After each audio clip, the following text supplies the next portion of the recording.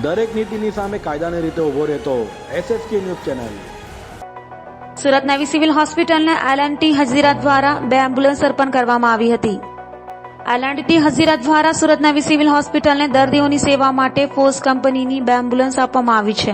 મંગળવારે સવારે L&T કંપનીના VP અને CEO સંજયભાઈ દેસાઈ અને એમની ટીમના સદસ્યો સુરત નવી સિવિલ હોસ્પિટલ પહોંચ્યા હતા અને સિવિલના રેડિયોલોજી વિભાગ બહારથી એમ્બ્યુલન્સ ફ્લેગ ઓફ કરી સિવિલ એમ્બ્યુલન્સ અર્પણ કરી હતી. નમસ્કાર, મારું નામ સંજય દેસાઈ છે.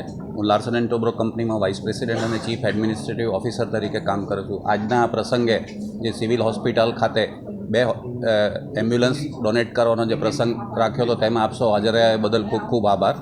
લાર્સન એન્ડ ટોબ્રો કંપની એક એવી છે જે આખી દુનિયામાં અને ભારત વર્ષમાં ખૂબ જાણીતી છે.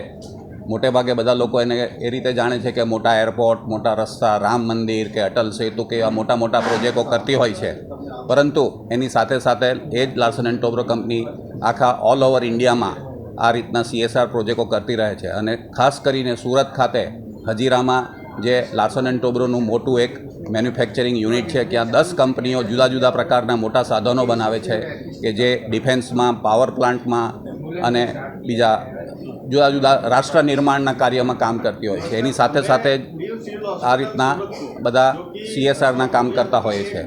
મોટે ભાગે અમે અમારી કંપનીની આજુબાજુના ગામડાની અંદર આ બધા પ્રોજેક્ટો કરતા હોય છે. પરંતુ સુરત સિવિલ હોસ્પિટલમાં જે રીતે દર્દીઓને લાભ મળે છે, અને ખાલી સુરત ખાતે નહીં પરંતુ આખા દક્ષિણ ગુજરાતના દર્દીઓનો જે લાભ રહે છે એ જાણીને અમને ખૂબ આનંદ થાય છે. અને તેથી દર વર્ષે જ્યારે બી કંઈક પણ એમની રજૂઆત આવે છે અને અમે ખૂબ જ ધ્યાનપૂર્વક લઈ અને જે પણ અમારાથી થઈ શકતું હોય એ હંમેશા મદદ કરતા રહીએ છીએ. આ 2 એમ્બ્યુલન્સનો જેમ ડૉક્ટર સાહેબે એમ કીધું એમ ખૂબ જ ઉપયોગી થશે અને ઘણા દર્દીઓ એનો લાભ લેશે. નમસ્કાર, મારું નામ doctor Ganesh Govekar, medical student new civil hospital Surat. આજે અમારા નવી સિવિલ હોસ્પિટલ સુરતને જે એક સાઉથ ગુજરાતની એક મોટામાં મોટી હોસ્પિટલ છે અને એ ઓલમોસ્ટ સાઉથ ગુજરાતની બધી પોપ્યુલેશન અને મહારાષ્ટ્રની પોપ્યુલેશન પણ કવર કરે છે. આ હોસ્પિટલને L&T દ્વારા 2 એમ્બ્યુલન્સ આપવામાં આવેલી છે, જેની કોસ્ટ 44 lakhs જેટલી છે. આ BLS એમ્બ્યુલન્સ છે. આ એમ્બ્યુલન્સ ગરીબ દર્દીઓ માટે લાવવા લઈ જવા માટે બહુ મદદરૂપ રહેશે. જે રિમોટ લોકેશન પર જે પણ દર્દીઓ છે એના માટે લાવવાના અને લઈ જવા માટે આ એમ્બ્યુલન્સ મદદરૂપ રહેશે. એના પહેલાં પણ L&T દ્વારા ઓલમોસ્ટ આજ સુધી 2.80 crores જેટલું ડોનેશન કરવામાં આવ્યું છે.